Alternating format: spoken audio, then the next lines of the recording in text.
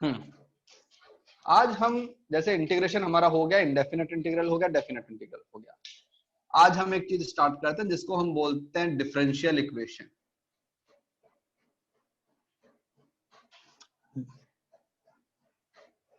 Okay, तो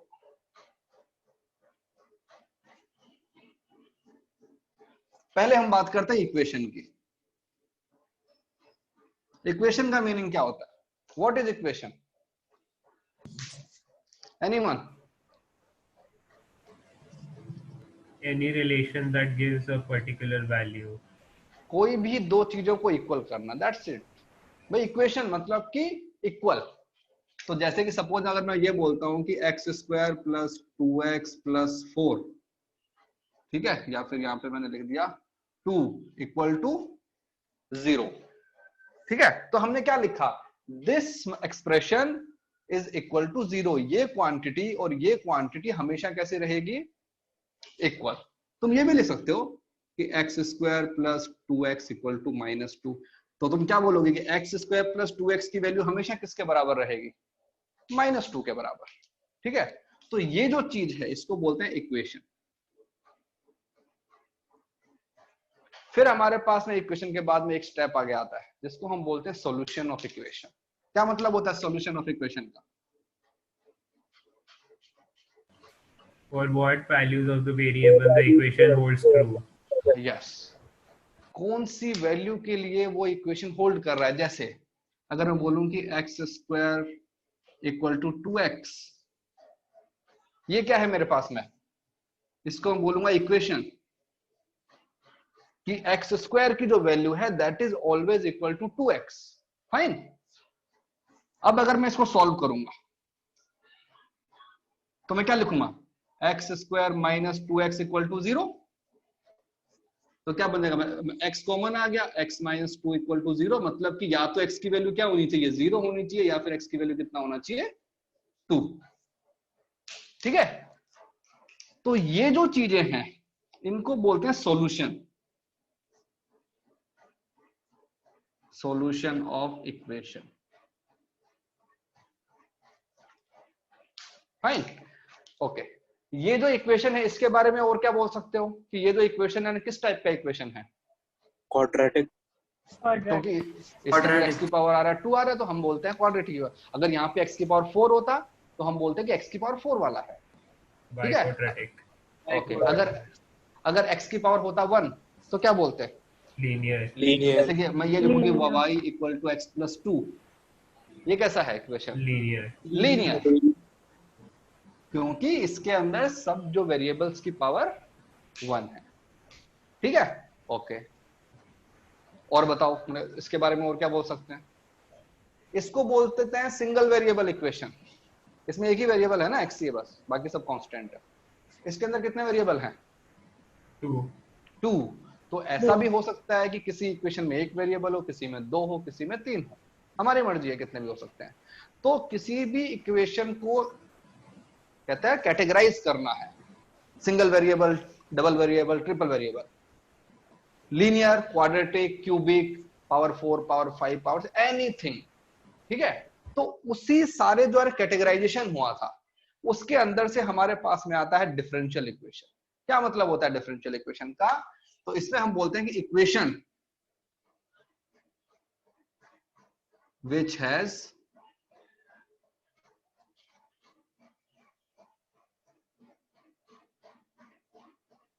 differential elements. एक ऐसा इक्वेशन जिसके अंदर डिफरेंशियल एलिमेंट होते हैं। डिफरेंशियल में जो हमारे एलिमेंट का मतलब क्या होता है? ये dx, dy, dz, ठीक है। सर वैसे तो इंटीग्रेशन भी डिफरेंशियल इक्वेशन होगा। हाँ, और क्या, वही तो इक्वेशन है ना। तो वो जो इक्वेशन है किस टाइप का इक्वेशन है वो? तो एक ऐसा इक्वेशन जिसके अंदर हमारे पास क्या होते हैं? डिफरेंशियल एलिमेंट होते हैं ना, उसको बोलता है डिफरेंशियल इक्वेशन। जैसे हमने ये किया था ना, मतलब कि fx into D X equal to, हमने क्या किया था? dA, है ना, स्मॉल एरिया, स्ट्रिप वाला एरिया निकाला था हमने। सपोज ये ठीक है, सपोज जो इसका जो विड्थ है वो हो गया dx, ये जो हाइट है, हाइट को मैंने बोल दिया fx, तो इसका एरिया क्या आएगा, स्मॉल एरिया आएगा ना, स्मॉल एरिया को मैंने लिखा dA, that is fx into dx। तो ये क्या है, इस वाली इक्वेशन के बारे में हम क्या बोल सकते हैं, this is example of differential equation. क्यों, देखो एक तो इक्वेशन है, क्यों, हमने दो चीजों को कंपेयर किया हुआ ना, इक्वल किया हुआ है, लेकिन इक्वेशन हमारा कैसा है, इसके अंदर डिफरेंशियल एलिमेंट है ना, छोटे छोटे वाले एलिमेंट है, इसलिए हमने इसको बोल दिया यार डिफरेंशियल एलिमेंट इक्वेशन। तो हमारे पास में डिफरेंशियल इक्वेशन जब आएगा तो हम उसको सॉल्व करते हैं, ठीक है। तो हम यहां पे आते हैं, सॉल्यूशन, सॉल्व कैसे करेंगे, सॉल्यूशन ऑफ डिफरेंशियल इक्वेशन।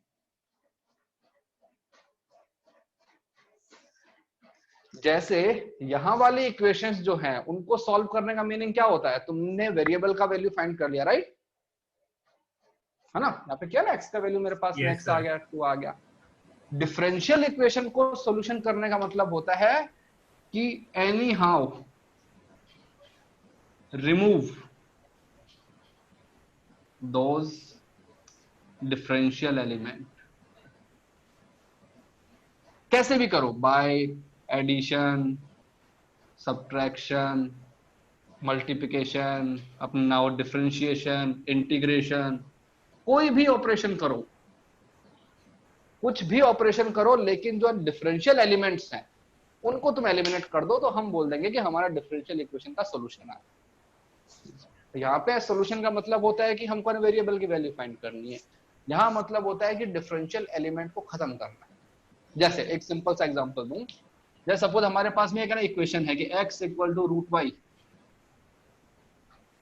ठीक है। अब तुमको बोला गया कि इस वाली इक्वेशन में से रूट को हटा दो, तो तुम क्या करोगे, squaring both the sides, square कर देंगे दोनों तरफ। हमने क्या किया, ये लो यहाँ भी स्क्वायर कर दिया, यहाँ भी स्क्वायर, तो इक्वेशन क्या बन गया, x square equal to Y,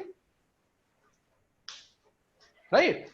तो इसने बोला कि हाँ परफेक्ट, ये हमारे पास में इक्वेशन का क्या हुआ, सॉल्यूशन आ गया। भाई तुमको जितना बोला गया उतना काम तुमने कर दिया ना, तुमको बोला गया था कि रूट को हटाओ, तो तुमने क्या कर दिया कि जो तुम्हारा रूट था वो हट गया। तो वैसे ही जो तुम्हारा डिफरेंशियल इक्वेशन होता है उसका मीनिंग होता है कि डिफरेंशियल जो एलिमेंट्स हैं इनको हटाओ कैसे भी। अब कैसे हटाने हैं उसके लिए हम देखते हैं क्या करेंगे, ठीक है। तो पहले ये लिखो, इसके अपने एग्जांपल करेंगे 2-3, एकदम अच्छे से तुम्हें समझ में आ जाएगा। सर लिख के हो गया, हाँ भाई बाकी सबका हो गया लिख के, yes sir, yes sir, it's yes. अगर किसी का नहीं हुआ है तो वो लिखो अपना चैट पे लिखो। 1 मिनट सर, हाँ सर, चलो 1 मिनट। हाँ, इसके यूज क्या हैं, सबसे बड़ा यूज ही यही है, हम पूरे फिजिक्स के अंदर डिफरेंशियल इक्वेशन ही काम में लेते हैं, यही तो एप्लीकेशन पार्ट है।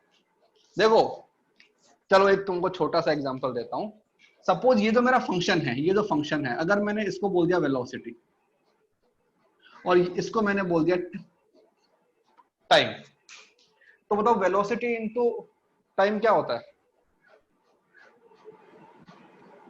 हाँ भाई वेलोसिटी इनटू टाइम क्या होता है, डिस्प्लेसमेंट, डिस्टेंस, ठीक है क्या, डिस्प्लेसमेंट या फिर हमारा डिस्टेंस होता है ना। तो अगर मैं इंटीग्रेट कर दूंगा तो मेरे पास में क्या आ जाएगा, टोटल डिस्टेंस। तो पूरा फिजिक्स के अंदर हम इंटीग्रेशन और डिफरेंशिएशन ही करेंगे। अगर हमको को वेलोसिटी दे दिया, तुमको मैं टाइम पीरियड दे दिया, तुम्हें पूछा कि बताओ सुबह के 6 बजे से और शाम के 7 बजे तक तुमने कितना डिस्टेंस ट्रेवल किया, तो तुमको क्या दे दिया, लिमिट दे दिया ना, एक अपर लिमिट एक लोअर लिमिट, तो तुम उसको अपने इंटीग्रेट करोगे फिर तो तुम्हारे पास आएगा। तो यही है सब कुछ हमारे पास, डिफरेंशियल इक्वेशन ही हमको करना था और इसी के लिए हमने सारा पहले डिफरेंशिएशन किया फिर हमने इंटीग्रेशन किया इस छोटी सी चीज के लिए।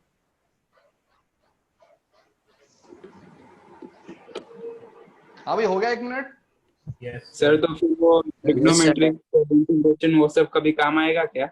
हाँ तो इसके अंदर सब कुछ आ सकता है ना, तुमको किसने बोला कि इसके अंदर और कुछ नहीं आएगा। जैसे अभी हम अपना एग्जांपल देता हूँ ना, फिर समझ में।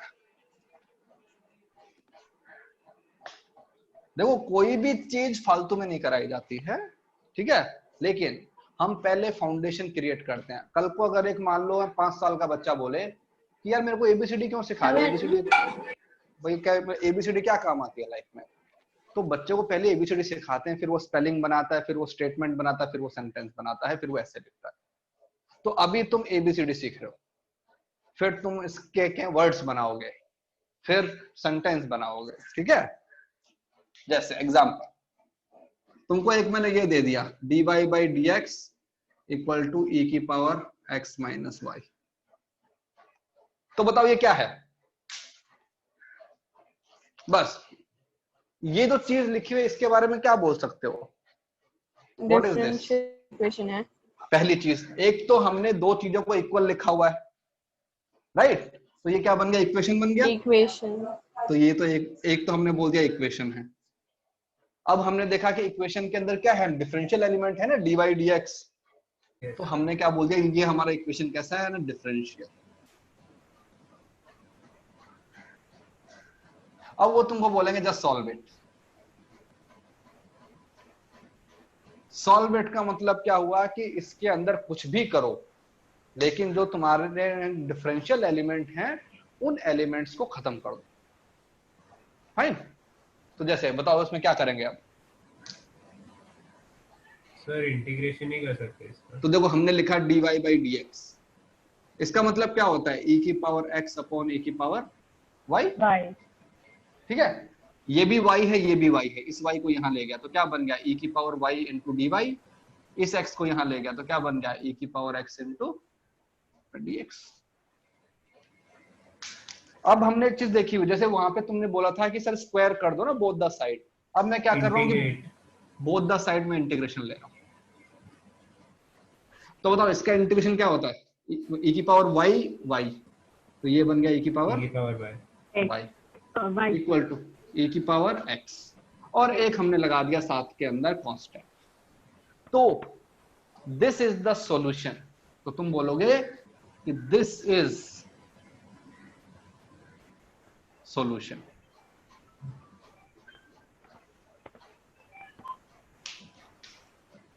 नेसेसरी नहीं है ना कि उनका जो कांस्टेंट आता है वो इक्वल हो। नहीं, तो सपोज यहाँ पे तुमने लिखा C1, यहाँ पे तुमने लिखा C2, फाइन।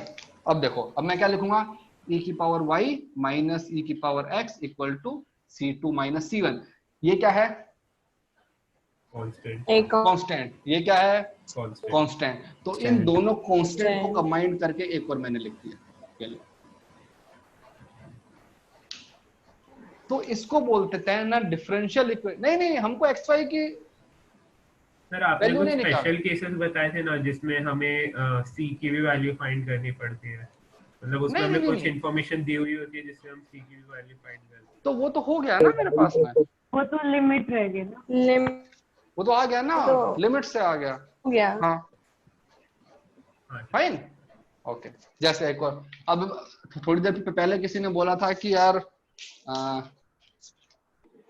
ट्रिग्नोमेट्रिक जो फंक्शन है उनका क्या यूज है, राइट। तो सपोज तुमको एक मैंने फंक्शन दे दिया dx by dt equal to cos t। तो अब मैंने बोल दिया सॉल्व इट।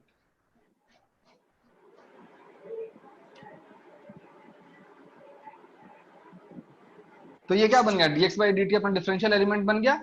यहाँ t है, यहाँ t है, तो मेरा क्या बन जाएगा, मैं लिखूंगा dx equal to cos t into अपना dt। अब मैंने क्या कर दिया, यहाँ की तरफ क्या लगा दिया, इंटीग्रेशन लगा दिया दोनों तरफ। तो dx का इंटीग्रेशन क्या होता है, x इक्वल्स से क्या होता है, प्लस c sin t, और ये हमने लगा दिया कांस्टेंट प्लस।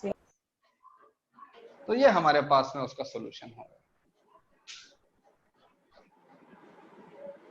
Fine, okay. अब तुमने बोला कि सर कांस्टेंट की वैल्यू भी हम फाइंड करते हैं, राइट। ओके ठीक है, अभी हम कांस्टेंट की वैल्यू फाइंड करते हैं। अगर क्वेश्चन, हाँ सर उसके लिए y इंटरसेप्ट वगैरह लगेगा ना भाई। ऐसा किसने बोला कि स्ट्रेट लाइन हमारे पास इक्वेशन है, क्या ये स्ट्रेट लाइन की इक्वेशन है, नहीं, ये आ गया ना, t आ गया भाई। y इंटरसेप्ट वो कब है, जब तुम्हारे पास में स्ट्रेट लाइन है, अगर मान लो स्ट्रेट लाइन नहीं है तो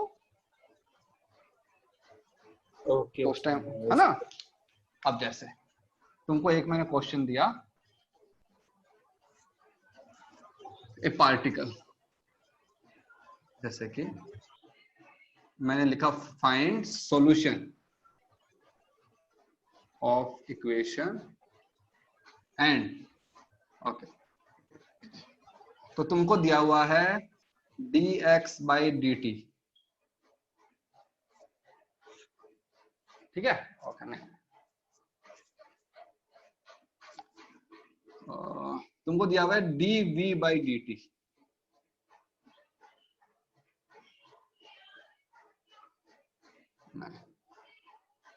dv by dx equal to 1 by v into a।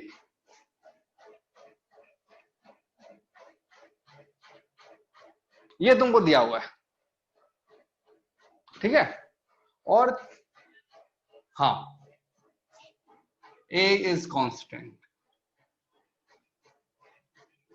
या फिर कुछ करना है तो यहां पे ये कर लो ना, ये कर लो 2 बाई वी, बस। अब सही है। तो पहले तो इसको सॉल्व करो, बताओ क्या आएगा। और यहाँ पे तुमको पता क्या दिया हुआ है, ये दिया हुआ है कि v जो है ना 1 वेलोसिटी है, और x जो है वो है x कोऑर्डिनेट, और हमको दिया हुआ है कि when velocity is 0, ठीक है, x is x नॉट।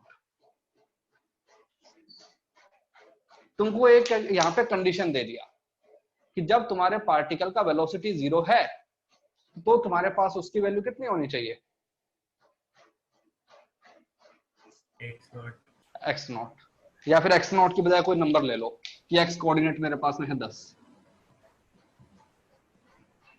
तो अब हम कांस्टेंट की वैल्यू फाइंड कर लेंगे, क्यों, हमको एक एक्स्ट्रा इंफॉर्मेशन गिवन। तो हमने क्या किया, ये v है, ये v है, उसको लेके तो मैंने क्या लिखा, v into dv equal to 4t + 10, ये, यस सर, फाइन। इसको इधर ले गया, इसको इधर ले गया। अब मैंने क्या कर दिया, इंटीग्रेशन कर दिया दोनों तरफ। देखो बताओ, v equal v square by 2, तो बताओ इसका क्या होता है, v square bye v square by 2, तो ये बन जाएगा v स्क्वायर बाई 2 और इक्वल टू इसका डेरिवेटिव 2x, 2x, और एक हमने लगा दिया प्लस c। ठीक है, तो मेरे पास इक्वेशन क्या बन गई है, v स्क्वायर इक्वल टू, या फिर छोड़ दो ऐसे, ठीक है। अब हमको इसकी वैल्यू नहीं पता ना, c की वैल्यू, अब हम c की वैल्यू फाइंड करेंगे। क्या दिया हुआ है, जब तुम्हारे पास वेलोसिटी 0 है, तो मतलब कि जब तुम्हारा जो वेलोसिटी कितना है 0, तो तुम्हारे पास में x की वैल्यू कितनी है, x नॉट, नहीं है ना 10 प्लस c, तो यहां से c का वैल्यू कितना आ गया, -20। तो now I know that what is the constant. तो मेरा एक्चुअल जो सॉल्यूशन आएगा, solution will become v square by 2 equal to 2x minus 20, या फिर लिख सकते हो कि v square equal to 4 minus 40। ये हमारे पास बन गया सॉल्यूशन। इसके अंदर कोई भी अननोन नहीं है ना, जो तुम्हारे पास ये जो c आ रहा था, हमने c की वैल्यू भी फाइंड आउट कर ली। हाँ हाँ, x इज गिवन, इसको बोलते थे कंडीशन इज गिवन, तो ये है ना, इसको बोलता है कंडीशन, कि तुमको ना कंडीशन दिया हुआ था। सर अगर आप इसको इसी इक्वेशन को ऐसे सॉल्व करते dx equal to v into dv by 2, तो आंसर एक ही बात आता नहीं, आंसर सेम आएगा। सर 10 आता है, मतलब सर 10 -10 हाँ। कहाँ पे सर आप वो एक बार बोर्ड पे लिख दीजिए, मतलब ये सेम सॉल्यूशन, बस वो तो v ओके, dv बाई 2। तो तुम बोल रहे हो, तुम ये करोगे v by 2 into dv integration, और ये हो गया dx, राइट। यस सर, ये मतलब ऐसे हो गया, ओके। तो हाँ, तो यहाँ से क्या बन जाएगा तुम्हारे पास, हाफ तो ऐसे आ गया, यहाँ पे क्या बन जाएगा, v square by 2 equal to x plus c, yes sir, ठीक है ना, ओके। तो यहां से मेरे पास तो बन गया v²/4 equal to x plus c। Okay, now put velocity is 0 कब? जब तुम्हारे पास में x की वैल्यू कितनी है 10। तो मेरे पास में इक्वेशन क्या बनेगा 0 इक्वल टू 10 प्लस c। तो यहाँ पे अपना इसका वैल्यू कितना आ गया c का वैल्यू 10 -10 हाँ -10 फाइन। अब इस वाली इक्वेशन के अंदर पुट करो तो इक्वेशन क्या बन जाएगी? इक्वेशन बनेगी v²/4 equal to x minus 10। तो इक्वेशन सेम तो है, सेम ही तो है भाई हाँ सर, हाँ ठीक है समझे, हाँ। सेम ही तो आएगा भाई। ऐसा थोड़ी हो सकता है कि यार तुम्हारा आंसर चेंज हो जाएगा है? ये तुम्हारे पास अगर तुमने ध्यान से देखा हो, ये क्या है ना वेलोसिटी, जो तुमने वो किया हो ना, जो हमारे पास इक्वेशन होती है 3, v equal to u plus at, s equal to ut plus half at square, yes sir, right? ये वही है, ये तुम्हारे पास एक्सेलरेशन है।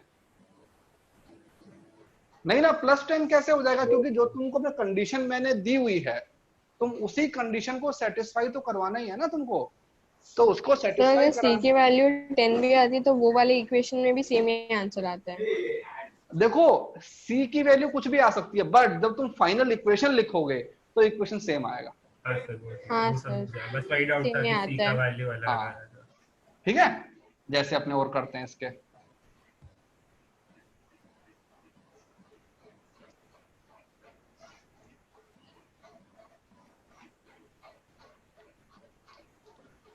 v²/4 प्लस एक ही बात है, जो c की वैल्यू अलग आएगी, लेकिन जब तुम फाइनल इक्वेशन बनाओगे तो फाइनल इक्वेशन भैया, अगर 40 को मैं इधर अपने लिख सकता हूँ ना, तो मैंने ये लिख दिया, मान लो v² plus 40 equal to 4x, तो उससे क्या फर्क पड़ा? अब तुम कह दोगे कि जो कांस्टेंट की वैल्यू कितनी है +40 है, होने दो, क्या फर्क पड़ता है भाई? इक्वेशन तो सेम ही है ना, आगे पीछे तो हम एनी टाइम कर सकते हैं उसको, फाइन। जैसे और करते हैं, ओके। पहले बताओ कि एक्सेलरेशन क्या होता है? Rate of change of velocity, मतलब कि वेलोसिटी में चेंज अपॉन टाइम, इसी को बोलते हो ना। तुमने एक्सेलरेशन का डेफिनेशन देखा होगा, तुम ये लिखते हो v2 minus v1 upon t। सबको पता है ये? एवरीवन? यस सर, हाँ यस सर। अब देखो, अब अगर मैं छोटे से इंटरवल की बात करूं तो मैं लिखता हूं कि मैं एक्सेलरेशन क्या बन जाएगा dv अपॉन dt। इसका मतलब क्या हुआ? dv का मतलब difference in velocity, small difference in velocity, ठीक है, स्मॉल डिफरेंस। और नीचे क्या आ गया? Small difference in time. तो ये क्या बन गया? Difference in velocity upon time क्या होता है? एक्सेलरेशन। एक्सेलरेशन, ठीक है। और तुमको एक्सेलरेशन दिया हुआ है a, ठीक है, और मैंने बोल दिया कि a जो है वो कांस्टेंट है। तुमने जो इक्वेशन प्रूव की हुई है वो इक्वेशन कौन सी इक्वेशंस है? जब एक्सेलरेशन कांस्टेंट होता है तभी आता है ना v equal to u plus at और ये, यस सर, ठीक है, ओके। Yes sir. हमने लिख दिया कि एट t इक्वल टू 0, मतलब कि जब उसने मोशन स्टार्ट किया तो जो उसका वेलोसिटी है वो कितना है? u। भाई इसी को बोलते हैं ना इनिशियल वेलोसिटी। इनिशियल का मतलब क्या हुआ? अभी स्टार्ट हुआ एट टाइम t। फिर तुम बोलते हो t इक्वल टू t, तुम्हारा जो वेलोसिटी है वो क्या बन गया? v। इसको इनिशियल वेलोसिटी बोलते हैं, इसको हम क्या बोलते हैं? Final velocity. अब जो तुम कह रहे थे ना कि इनका यूज क्या है, अब वो इक्वेशन को हम इससे लेके आएंगे। कैसे लेके आए? हमने लिखा dv equal to a into अपना dt, हो गया, इसको इंटीग्रेट कर दिया। अब हमने लगाई लिमिट, जब तुम्हारे पास t की वैल्यू 0 है, जो तुम्हारा टाइम है वो कहां से कहां तक गया? 0 से स्टार्ट हुआ और t तक गया। तो जब तुम्हारे पास टाइम की वैल्यू 0 है तो तुम्हारा वेलोसिटी कितना है? u। जब इसकी वैल्यू हो गई t तो तुम्हारा वेलोसिटी कितना हो गया? v। ओके, इसका अर्थ क्या होता है इंटीग्रेशन? v। अब मैंने लगाई लिमिट, वी यू। इसका क्या होता है a इंटू टी, लिमिट क्या लगाऊंगा मैं 0 से t। सर आपने उल्टा लिख सर दिया, u और v। u और अच्छा v। हाँ, यहाँ पे उल्टा u है ना? लिखा है। हाँ ठीक है, ये लोअर लिमिट वो अपर लिमिट, क्या होता है upper limit minus lower limit, तो v minus U equal to, यहाँ पे क्या बन जाएगा 80 ये, -0। ठीक है। तो यहाँ से क्या बन जाएगा v equal to U plus 80। Sir graph से भी इतने आराम से डिराइव होता है, इतनी मेहनत। नहीं नहीं, ये तो एक मैंने छोटा सा एग्जांपल दिया ना कि कोई भी काम हम डिफरेंशियल इक्वेशन से कर सकते हैं, ठीक है, हो गया ना हमारे पास में। तो ये तो सबसे सिंपल एग्जांपल है इसका। अगर तुम्हारा एक्सेलेरेशन मान लो वेरिएबल होता तो फिर क्या करते हैं, ग्राफ से कैसे निकालते? फिर नहीं होता ना, फिर नहीं हो, लेकिन तुम्हारा यहाँ पे हो सकता है, क्यों? अगर यहाँ पे वेरिएबल होता कोई बात नहीं, हम इंटीग्रेट कर देते, इक्वेशन आता, लेकिन तुम्हारे सिंपल वाले मेथड से नहीं आता, ठीक है ना। अब देखो, जैसे ये जो है ना, इसी क्वेश्चन को करते हैं। तुमको दिया हुआ है कि एक्सेलरेशन जो है वो तुमको दिया हुआ है, ये वाला 3t दिया हुआ है। इसका मतलब क्या हुआ, जो एक्सेलरेशन की जो वैल्यू है वो कैसी है, वेरिएबल है ना। भाई जब तुम्हारे पास t इक्वल टू 0 है तो तुम्हारे पास जो एक्सेलरेशन है वो 0 है। जब t का वैल्यू 1 हो गया तो एक्सेलरेशन कितना हो गया, 3 हो गया। t का वैल्यू 2 हुआ तो एक्सेलरेशन 6 हो गया, ठीक है। तो एक्सेलरेशन कैसा है, चेंजिंग। तो हमको फाइंड करना है वेलोसिटी, वेलोसिटी फाइंड करो। अब तुम कहोगे सर कैसे करें, क्यों, हमको तो कहते हैं कांस्टेंट वाला ही आता है। तो जो कांस्टेंट वाला होता है वो चलता है क्लास 10 तक, लेकिन जब 11th में आते हो तो एक्सेलरेशन हमारा वेरिएबल हो सकता है। तो हम क्या करेंगे, हमको पता है एक्सेलरेशन क्या होता है, dv बाई dt होता है ना, difference in velocity upon time, इसी को बोलते हैं एक्सेलरेशन। और वो क्या दिया हुआ है मुझे, 3t, तो क्या बन जाएगा dv equal to 3t into dt। अब मैं इंटीग्रेट करता हूं, ये गया, टाइम की वैल्यू कहां से स्टार्ट हो रही है, ये 0 से स्टार्ट हो रही है और कहां तक जा रहा है, t तक। और जो हमारा इनिशियल वेलोसिटी u है, फाइनल वेलोसिटी v। तो यहां पे क्या बनेगा, v लिमिट क्या है u से v, इसका क्या बन जाएगा 3t into D T square by 2।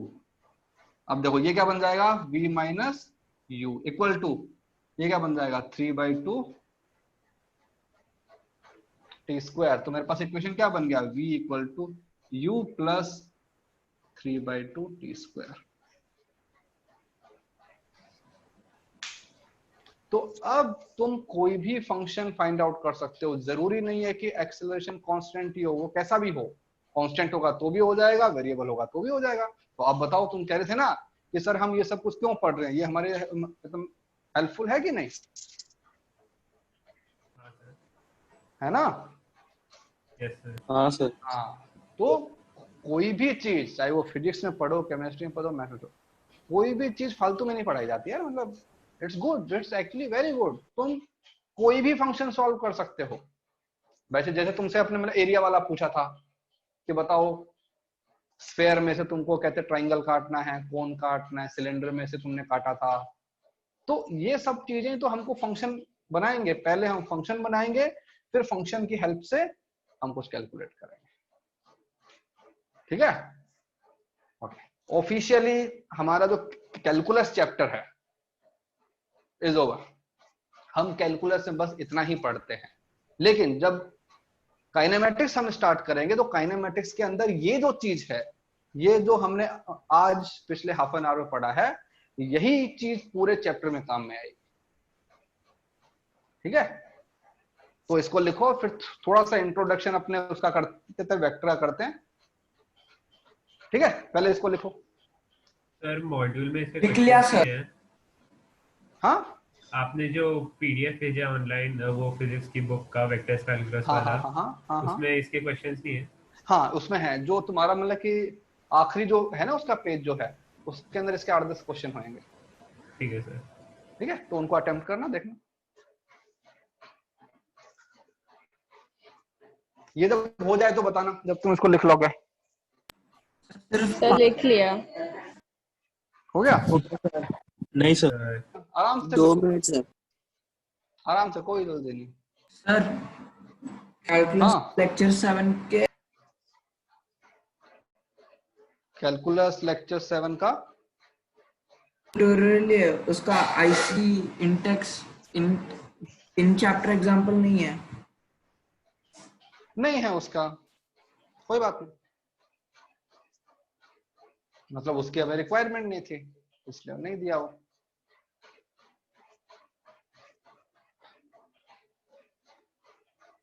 तो हमारे बुकलेट के अंदर जितने घर पे कैसे फिजिक्स पढ़ना स्टार्ट करें, जितना तुमको यहाँ पे करवाया जा रहा है बस उतना ही, उसके अलावा कुछ नहीं करना है, यही मोर देन सफिशिएंट। ठीक है, अगर जितना यहाँ करवा रहा हूँ उसका 50% भी अगर तुम्हारे माइंड में हमेशा रहेगा, that is way more than sufficient. हाँ, लेकिन जब मैं कहूंगा कि ये वाला होमवर्क करना है तो मतलब वो होमवर्क तो करना ही है। भाई तुम बताओ ना, आईआईटी में सिलेक्शन के लिए कितने % मार्क्स चाहिए? कट ऑफ कितना जाता है आईआईटी का? 190 इन मेंस और एडवांस में कुछ 30 कितने में से? 90 मार्क्स कितने में से?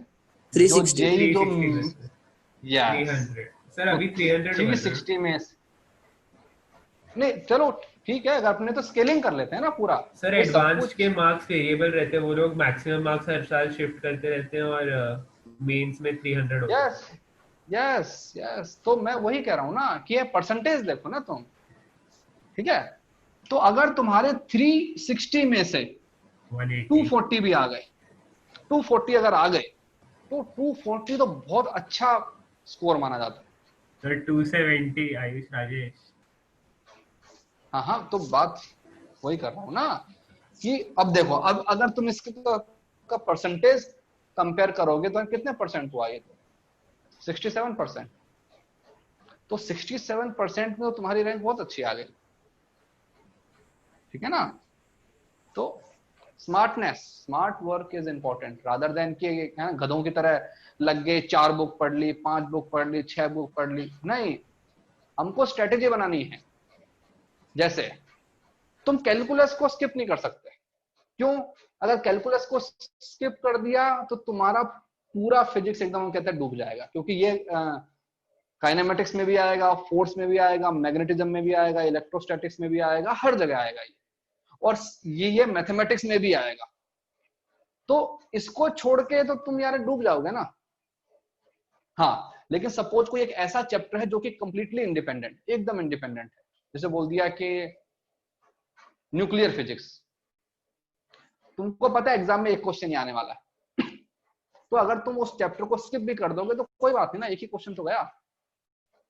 तो इसलिए स्मार्ट वर्क कि कौन सी चीज मेरे लिए हेल्पफुल है, कौन सी चीज मेरे पूरे टाइम इंटरवल में मेरे लिए काम में आएगी, उस पर ज्यादा स्ट्रेस देंगे। कैलकुलस चैप्टर को कंप्लीट करवाने में हमने कितने लेक्चर लिए? Every week we are having 4 lecture, right?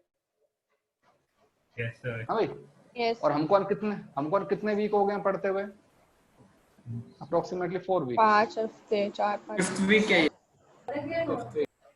ये है ना? तो कितने लेक्चर हो गए हमारे कैलकुलस के? 20 चलो 20 नहीं तो 15 तो हुए ही होंगे कम से कम।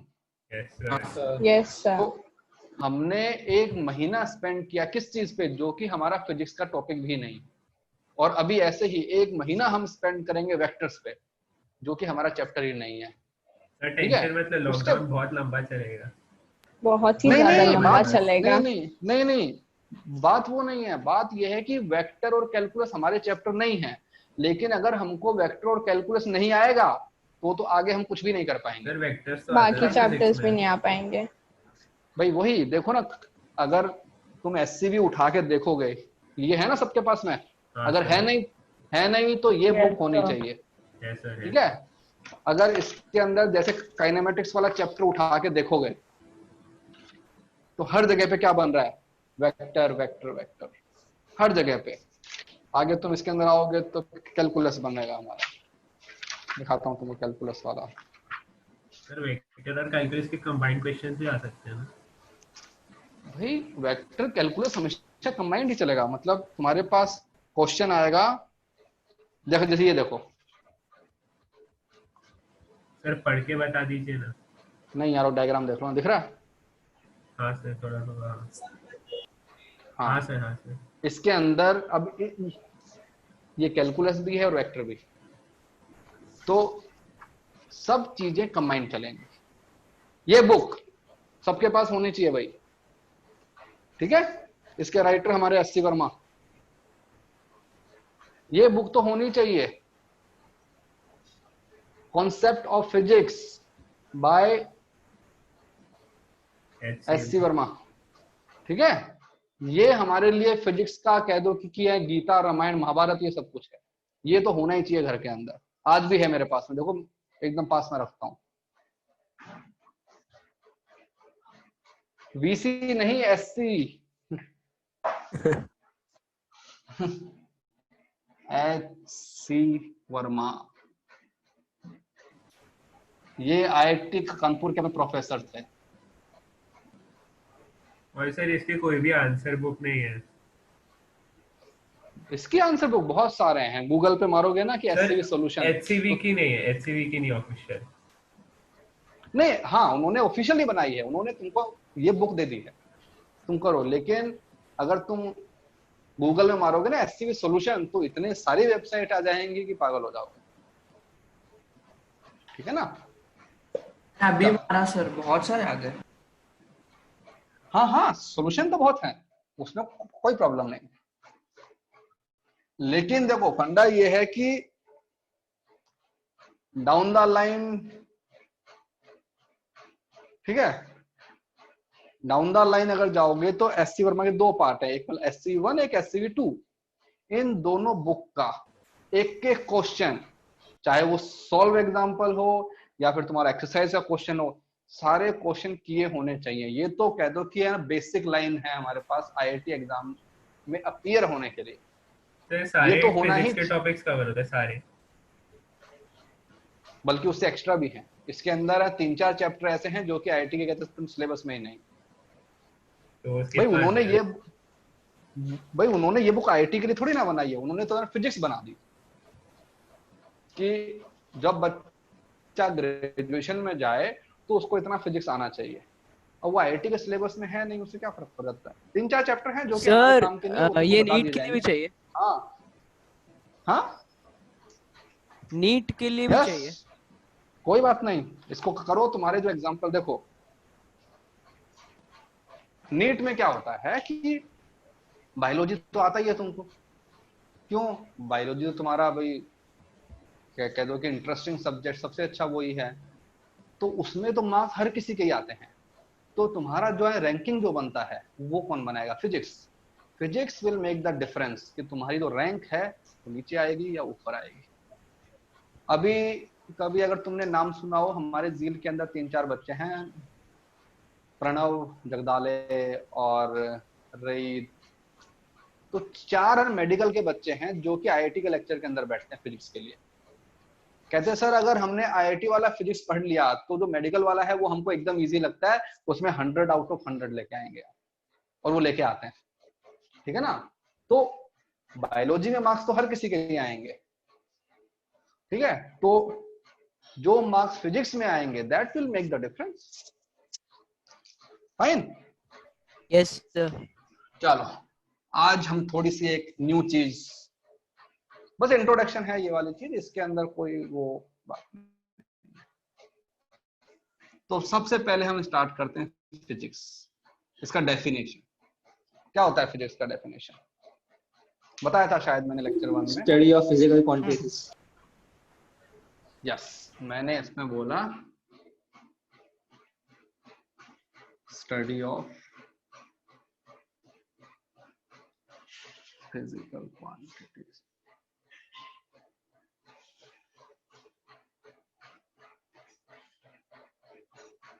अब इसके अंदर एक और वर्ड आ गया, फिजिकल क्वांटिटी। इसका मीनिंग क्या होता है? which No. can be Anything measured that or can be calculated. measured. Anything that can be Study, measured. see, study of nature is not physics. Anything that can be Nature, measured, physical quantity. Measured or calculated. Measured or हाँ, calculated. Nature के अंदर तो तुम देखोगे ना, plants भी आते हैं ना, लेकिन हम नहीं पढ़ते हैं प्लांट्स, हमको क्या पता कितने साल में प्लांट मर जाएगा, राइट? फिजिकल क्वांटिटीज का मतलब होता है विच कैन बी कैलकुलेटेड और मेजर्ड। और कैलकुलेशन और जो मेजरमेंट का मतलब होता है कि सबका आंसर सेम आना चाहिए। ऐसा नहीं है कि मैंने तुमको मार्कर दिया कि बताओ इसका कान कितना लेंथ है, तो भाई एक ने आके बोला 15 सेंटीमीटर, दूसरा आके बोल रहा है 100 सेंटीमीटर है, तो उसको कैलकुलेशन और अपना मेजरमेंट नहीं बोलते। मेजरमेंट का मतलब होता है जितने भी लोग हैं, अगर उन्होंने विदाउट एनी एरर इस चीज का मेजरमेंट किया तो सबका आंसर सेम आना चाहिए। हाँ, नहीं आएगा। तो विदाउट एरर अगर करोगे तो, जैसे अपने एग्जांपल बताओ, लेंथ, मास होते हैं ना भाई। अगर तुम्हारे पास में 1 किलो का डब्बा रखा हुआ है तो वो 1 किलो का डब्बा हर किसी के लिए 1-1 किलो का डब्बा ही है, उसका जो वेट है वो उतना ही है। इस मार्कर की लेंथ है वो 11 सेंटीमीटर अगर है तो वो 11 सेंटीमीटर हमेशा 11 ही रहेगा, चाहे मैं उसको यहां जाके देखूं, चाहे मैं यूएस में जाके देखूं या यूके में जाके देखूं। ऐसा नहीं है ना कि अपने यूके में गया तो उसका लेंथ है ना चेंज हो जाएगा। तो ऐसी क्वांटिटीज जिनके जो है रिजल्ट्स हैं दोज आर यूनिफॉर्म एवरीवेयर, हम उनको ही फिजिक्स में पढ़ते हैं। ठीक है, अब बताओ कौन सी ऐसी क्वांटिटीज हैं जिसका मैं मेजरमेंट नहीं कर सकता?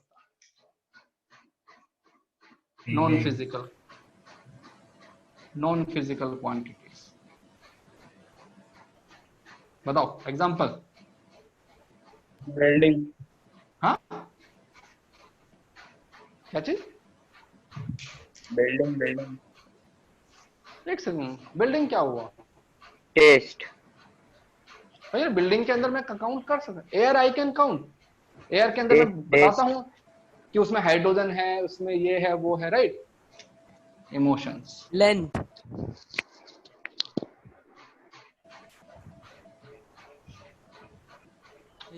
वो सब कुछ इसी में आ गया, इमोशंस के अंदर ही आ गया ना टेस्ट।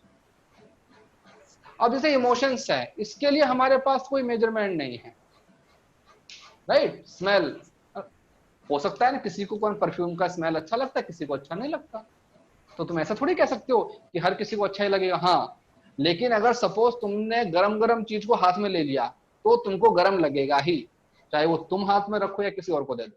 तो वो हमारा किस में आ गया? फिजिक्स में आ गया। जैसे इमोशंस की बात करूं तो अगर कोई इंसान बोले कि आई एम वेरी हैप्पी, तो there is no scale. I can not say कि okay you are happy, you are 5 happy, you are कितना हैप्पी। आयरन मैन किसने देखी है? मैंने सर, मैंने सबने मैंने देखी होगी। उसने बोलता है ना, हाँ उसने बोलता है, देखिए। उसने बोलता है ना आई लव यू 3000। हाँ हाँ, लॉजिकल था वो। वो तो स्टेटमेंट ही गलत हो गया ना यार। You can not measure these quantities ना। तुम कभी ये थोड़ी कह सकते हो नहीं ये कम खुशी है, ये ज्यादा खुशी है। नहीं, ये चीज तो मस्त पॉइंट करो, इतना इमोशनल मोमेंट था वो। There is no measurement. कुछ ज्यादा ही इनफाइनाइट बोलना चाहिए था। उसको उतनी गिनती नहीं आती थी। तो अगर 5 साल की बच्ची थी। वही ना। तुम चुप रुको भाई। हाँ हाँ, बस बहुत हो गया, मूवी का डिस्कशन कर डालोगे पूरा यार। हाँ, तो जैसे कि अगर तुम्हारे पास में मान लो स्टूडेंट, हमारे जब क्लासरूम में 70 स्टूडेंट है, 70 स्टूडेंट में सबको 100 रुपीज दे दिया, तो सभी लोगों की जो हैप्पीनेस है उसका अपने मेजरमेंट थोड़ी कर सकते हैं। कोई कम खुश है, कोई ज्यादा है, कोई है ही नहीं। ठीक है ना? तो जो ऐसी चीजें आती हैं जिसके लिए मेरे पास में एग्जैक्ट नंबर नहीं होता है, तो उसको फिजिक्स में हम नहीं पढ़ते हैं। हमको इतना कॉम्प्लिकेशन चाहिए नहीं कि हमारा आंसर अलग है और सामने वाले का अलग है। ठीक है, ओके। अब जैसे ये चीजें आ गई मेरे पास में मेजरमेंट और कैलकुलेशन। अब जब मैं किसी चीज का मेजरमेंट लेता हूं या कैलकुलेशन करता हूं तो I need two things. One is number and second is unit.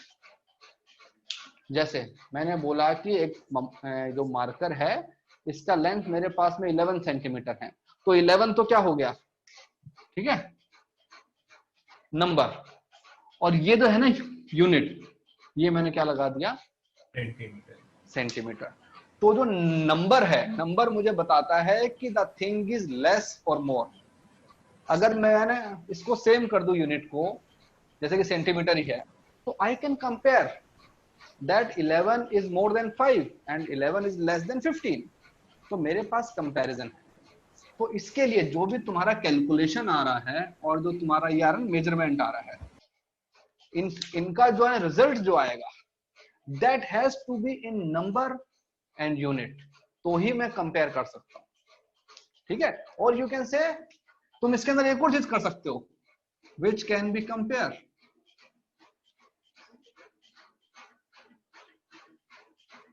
अगर मेरे पास में किसी भी फिजिकल क्वांटिटी के दो नंबर्स हैं, एक 11 एक 15 है, देन आई कैन कंपेयर कि कौन सा नंबर छोटा है कौन सा नंबर बड़ा है, फाइन। हाँ भाई, ओके, थोड़ा सा और आते हैं। व्हाट इज मास? क्या होता है मास? हमने यहाँ पे लिखा कि आई कैन मेजर और calculate mass, the matter present in a body. Okay, matter present in a body. अब मैं तुमसे पूछूं कि मैटर मास इज इनर्शिया, देखो, major of inertia of a body, density upon volume. Okay, अब मैं पूछूंगा तो डेंसिटी क्या होता है, तो तुम बोलोगे कि mass upon volume. Sir measure of inertia, mass into volume ना। हाँ, mass is measure of into volume. Inertia, mass into volume नहीं, force upon mass over acceleration. भाई वो तो फॉर्मूला हो गया, I am asking the definition. Measure of inertia of a body. What is mass? जैसे बोलते हो ना कि what is matter, physical quantity. हाँ, फिजिकल क्वांटिटी है, फाइन, उसका डेफिनेशन क्या है? सर मेजर ऑफ इनर्शिया और क्या होता है? Weight, mass is the weight. Weight does not और change, ये मास अलग कितना है। अलग है? Does not Mass change does not change. according to Okay, the okay. gravity or weight atmosphere. तुमने स्कूल में एक डेफिनेशन देखा होगा ना कि मटेरियल का डेफिनेशन बताते हैं, व्हाट इज मैटर, तो तुम बोलते हो कि matter Is which anything occupy space Space and has has mass, right? सुना है ना डेफिनेशन ये वाला? Yes sir, Yes, sir. Yes, sir. which has mass and which occupies space। अब तुम वापस आ गए कि उसकी डेफिनेशन में मास पे, मास की जो डेफिनेशन है उसके अंदर तुम बोलते हो कि मास क्या है, which has some material in that ना। अभी किसी ने बोला था कि which has matter, तो मैटर के डेफिनेशन में मास आ गया, मास के डेफिनेशन के अंदर क्या आ गया, मैटर आ गया। तो ये तो एक दूसरे के अंदर ही घुस गया ना यार। तो ये तो बात वही होगी कि भाई अपना डेंसिटी क्या होता है, मास अपॉन वॉल्यूम, और मास क्या होता है, वॉल्यूम इनटू डेंसिटी। तो भाई किसी ने हमको डेफिनेशन थोड़ी बताया, तुमने तो फॉर्मूला बता दिया। तो मास क्या होता है हमें नहीं पता, हमको क्या, यूनिवर्स में किसी को भी नहीं पता। We don't know what is mass.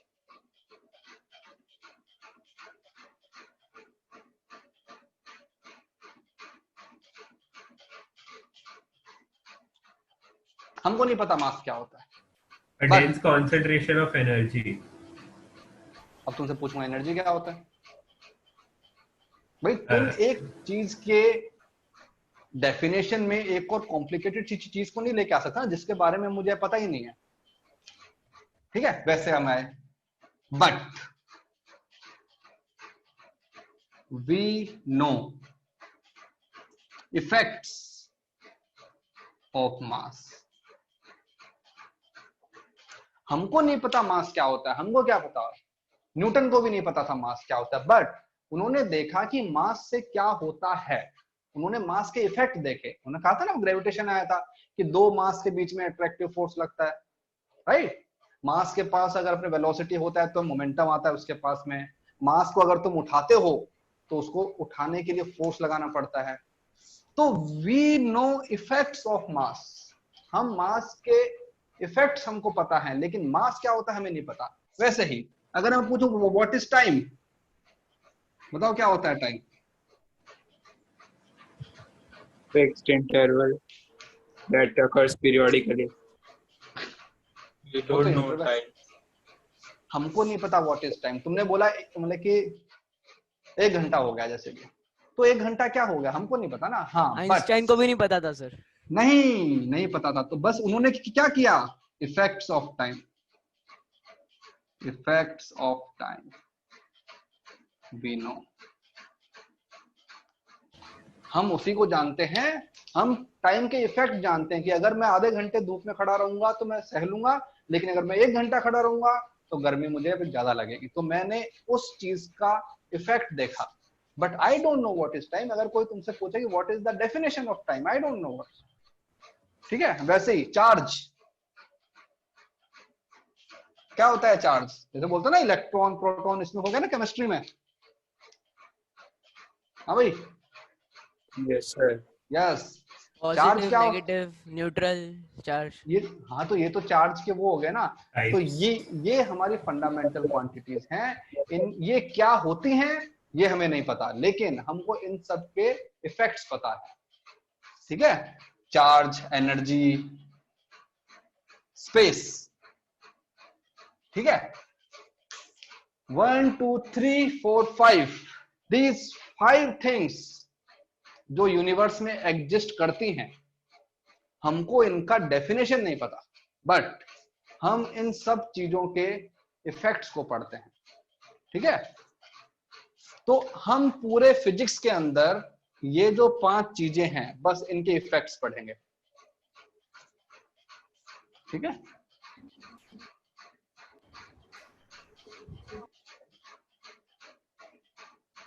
Effects.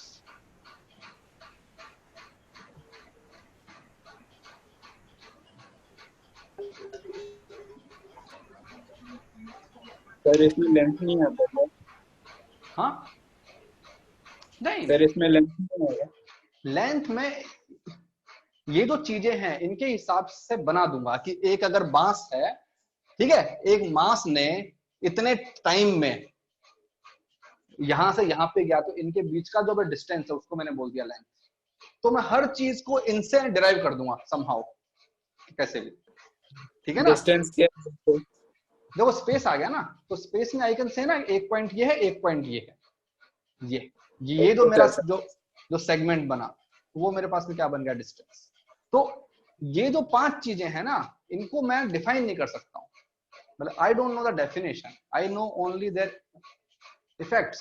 Charge क्या करता है मुझे पता है कि इलेक्ट्रॉन बाहर घूमता है और वो दूसरे इलेक्ट्रॉन को रिपेल करता है, और जो है प्रोटॉन है उसको अट्रैक्ट करता है क्योंकि उनका चार्ज अपोजिट है, लेकिन होता क्या है मुझे नहीं पता।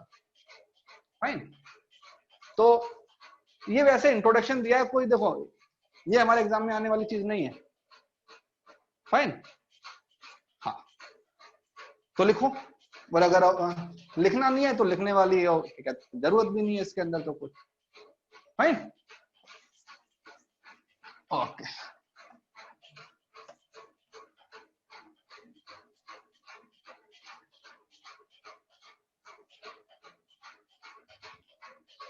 तो हमने क्या किया, हमने ये बना दिया पूरा यूनिवर्स।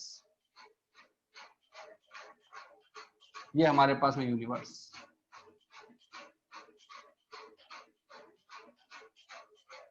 पूरा यूनिवर्स सब आ गया इसके अंदर, स्पेस, मास, वास सब इसके अंदर आ गया। इस यूनिवर्स के अंदर एक छोटा सा जो सेगमेंट था, इसको हमने बोला फिजिकल क्वांटिटी।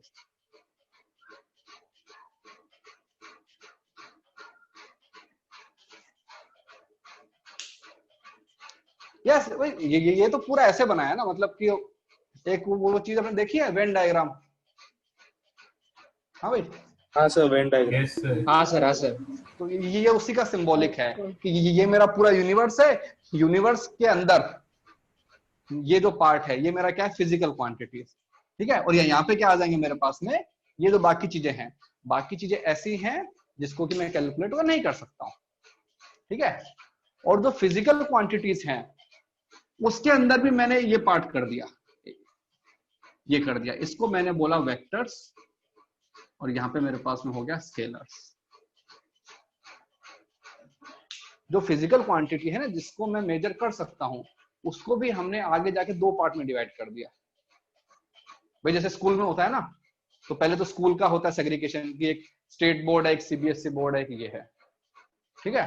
फिर स्टेट बोर्ड के अंदर अपना क्लास वाइज, ये 7th class, 8th class, 9th class, फिर तुम्हारे हाउस आ जाते हैं, येलो हाउस जो भी है, तो समथिंग लाइक दिस। हम आगे से आगे जा रहे हैं। तो पहले तो है ना क्वांटिटीज के बताओ अपने example.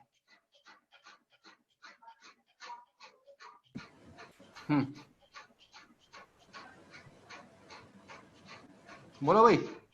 Length, mass, length, time, charge, temperature, velocity, electric current, acceleration, force, current, gravity, force, gravity, तो हमारे पास इनफाइनाइट चीजें, एंगल, एंगल, सब कुछ हमारे पास, मोमेंटम भी है, ठीक है। तो ये सब चीजें हमारे पास बन गई फिजिकल क्वांटिटीज। अब इन सारी फिजिकल क्वांटिटीज को दो पार्ट में मैंने डिवाइड किया।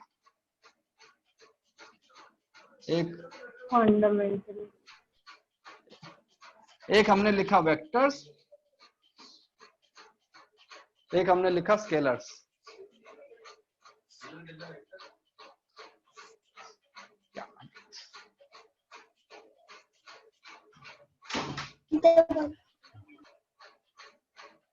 ठीक है।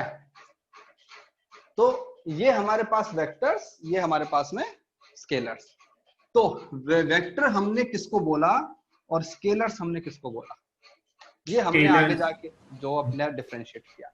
तो हमने वेक्टर्स इनके पास डायरेक्शन भी है, direction and magnitude, magnitude both. हाँ, अब देखो किसी के पास कुछ होता नहीं है, ऐसा नहीं है कि एक जैसे कि वेलोसिटी है उसके पास मैग्नीट्यूड भी है, किसी के पास हमें डायरेक्शन की जरूरत होती है वेलोसिटी डिफाइन करने के लिए, हमें उसकी जरूरत पड़ेगी। यस, मैं कहता हूं कि we need magnitude and direction to express. भाई अगर मुझे किसी चीज को किसी के सामने एक्सप्रेस करना है कि ये चीज कैसी है, तो मैं कहता हूं ना कि मुझे क्या क्या चाहिए। जैसे अगर तुमको अगर कोई स्पेसिफाई करे तो कहेगा ना कि you are in the 11th class in CBSE board in which school, तो तुमने पूरा एक कॉम्बिनेशन दे दिया। तो मैंने इन क्वांटिटीज को बोला कि ये वो क्वांटिटीज हैं जिनको एक्सप्रेस करने के लिए I need two things. One is magnitude. क्या होता है मैग्नीट्यूड, जो अभी बताया था ना, नंबर, जैसे कि 11 सेंटीमीटर बताया था, वो नंबर, प्लस मुझे बताना पड़ेगा डायरेक्शन। इसके एग्जांपल्स जैसे वेलोसिटी, एक्सेलरेशन, फोर्स, ठीक है। जैसे कि तुमने बोला कि किसी ने 5 न्यूटन का फोर्स लगा दिया, मुझे स्पेसिफाई करना पड़ेगा ना। जैसे कि ये एक है तो इसके ऊपर mg फोर्स लग रहा है ना, ग्रेविटी फोर्स लगा रही है। तो अगर मैं सिर्फ इतना बोलूं कि इस मार्कर पे जो अर्थ है वो फोर्स लगा रही है, तो उससे काम नहीं चलेगा ना। मुझे बताना पड़ेगा कि कहां की तरफ लगा रही है, नीचे की तरफ, तभी तो मैं आगे की स्टडी कर पाऊंगा। कि अगर मैं छोड़ दूंगा तो ये कहां जाएगा, नीचे जाएगा, ठीक है ना। तो ये वो क्वांटिटीज थी जिनको एक्सप्रेस करने के लिए मुझे मैग्नीट्यूड तो बताना ही है कि मतलब कि उसके ऊपर कितना फोर्स लग रहा है, mg फोर्स, लेकिन कहां की तरफ लग रहा है वो भी बताना पड़ेगा। फिर आते हैं स्केलर्स। स्केलर्स को वी नीड, सर मोमेंटम एक एग्जांपल हो सकता है। यस, मोमेंटम क्या होता है, मास इनटू वेलोसिटी ना। तो मास तो क्या है, एक नंबर है 5 kg 6 kg, लेकिन जो अपना वेलोसिटी है वो तो एक वेक्टर क्वांटिटी है ना। तो we need only magnitude to express these quantities. जैसे टेम्परेचर, अगर तुम सपोज अगर मैं तुमको बोलूं कि भाई इस रूम का टेम्परेचर 37 डिग्री सेल्सियस है, तो 37 है तो 37 है, उसमें ऊपर नीचे क्या होता है, ठीक है, टाइम, और लेंथ, मास, चार्ज, स्पीड, तो ऐसे हमारे पास दो इनफाइनाइट ऑप्शंस हैं। करंट, हाँ, yes, current is also scalar. ठीक है, तो ये हमने क्या किया कि ये हमारे पास में यूनिवर्स के अंदर एक बनाया फिजिकल क्वांटिटी, फिजिकल क्वांटिटी के अंदर क्या बना दिया ये। ठीक है, तो ये जो है ये हमारा बन गया वेक्टर्स, और इसके जो बाहर वाली चीज है ये बन गई है मेरे पास में स्केलर। और वेक्टर प्लस स्केलर अगर मैं कर दूंगा तो ये कंप्लीट चीज क्या बन गया मेरे पास में, ये ना physical quantity. No, current is a scalar quantity, current.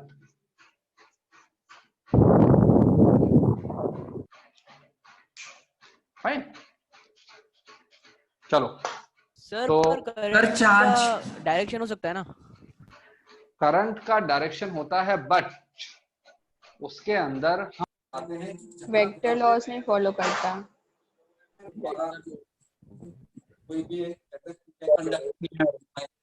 तो वायर में जाएगा। सर आपका आवाज नहीं आ रहा। आपका वॉइस नहीं आ रहा। सर आपका आवाज नहीं आ रहा। वॉइस नहीं आ रहा। Voice not Audible.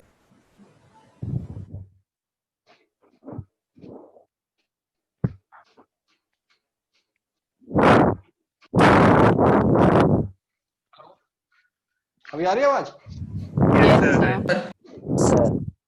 जैसे कि तुमने वो क्वेश्चन किए होंगे ना तुमने, ये अपने इस टाइप वाले, तो हम कहते हैं यहां से करंट निकला और यहां पे चला गया, तो we are representing the motion of charge.